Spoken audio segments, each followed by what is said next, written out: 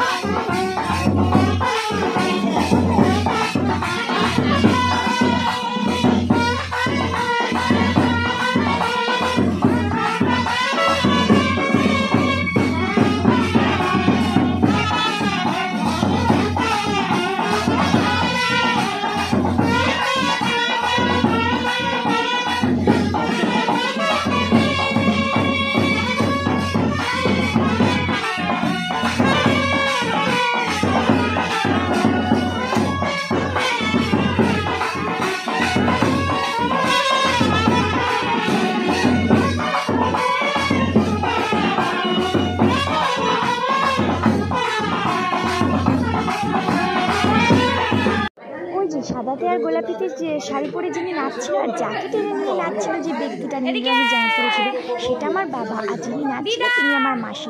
সবাই কতটা খুশি দেখতে পাচ্ছ। আর আমার শাশুড়ি মাকে তো দেখলে আমার মেয়েকে কোলে নিয়ে আসে। তো অনেকে বলছে যে বাবার মতো দেখতে হয়েছে, অনেকে বলছে মায়ের মতো দেখতে হয়েছে। তো তোমাদের ঠিক কার মতো দেখতে লাগলো তোমরা অবশ্যই কিন্তু আমায় কমেন্টে জানো। চলো, আমার শ্বশুর বাড়ি থেকে লোক এসেছে, আপ্যায়ন না করলে হয়? আবার ফিরে আসছি। জানি এই ব্লগ, জানো তো আজকের দিনটা আমার মেয়ে কাউকে কাঁদাচ্ছে, কাউকে হাঁটাচ্ছে। মানে কি, আমার বাবা মাকে এতটা পরিমাণে কাঁদিয়েছে, বাবা মা ঠাম্মি এত কাঁদছে। আর এদিকে দেখো ওর বাবা মা ঠাম্মি ওরা কত খুশি।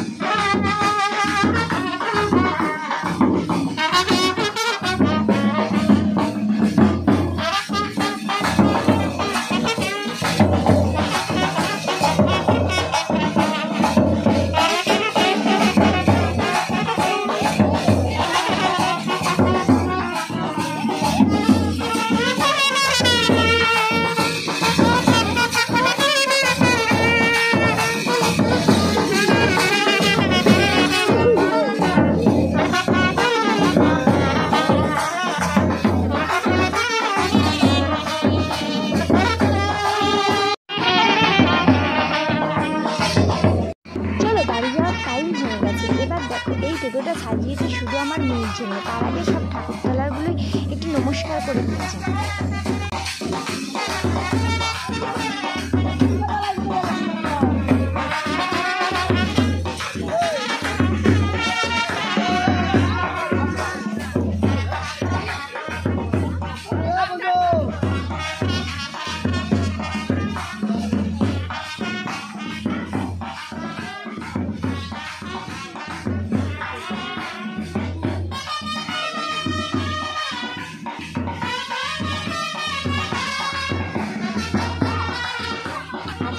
শুধু তার ঠাকুমা দাদু দিদা দাদুই খুশি না, আমার মাসি শাশুড়ি মেসো শ্বশুর মানে সেগুলোও তার দিদা ঠাম্মি, তারাও কিন্তু প্রচণ্ড পরিমাণে খুশি।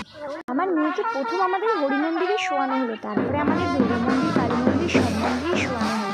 তো আমাদের বাড়িতে হরি মন্দিরটাই হচ্ছে প্রত্যেক বছর মালসা ভোগ দেওয়া হয়, মানে পুজো দেওয়া হয়, স্থাপিত ঠাকুর যাকে বলা হয়। তো এইবারে হয়েছিল আমি যাওয়ার পরে ফাল্গুন মাসের শেষের দিন, কিন্তু আমার এরকম সিজারে হয়েছিলাম, তো সেরকম সেই টাইমে অবস্থা অতটা ভালো ছিল না, তার জন্য তোমাদের সাথে এগুলো আমি শেয়ার করিনি। হ্যাঁ জানি অনেকদিন ব্লগ দিইনি, এই কারণেই আরও দিতে পারিনি। এবার দিয়ে কিন্তু তোমরা ডেলি ব্লগ পাবে। আমাকে অনেক ভালোবাসা দিও তোমরা, লাইক।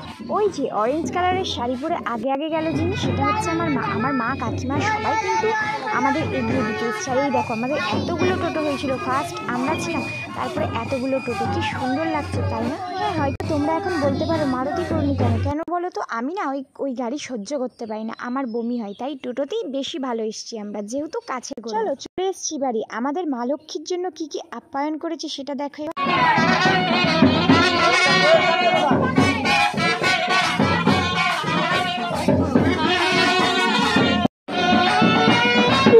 মেয়ের বাবা ঠিক বাজনাতে কি গান ধরতে বললো সেটা তোমরা বুঝতে পারলে অবশ্যই কমেন্টে কিন্তু জানি। যারা গানটার নাম ঠিক বলতে পারবে তাদের নামগুলো পরের দিন আমি ভিডিওতে অবশ্যই নেব।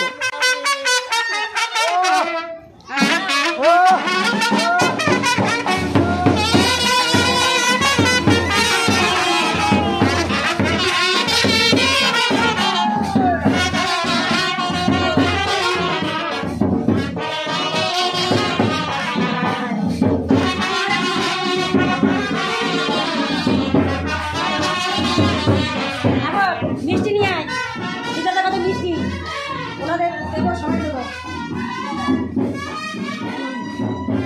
হ্যাঁ যাও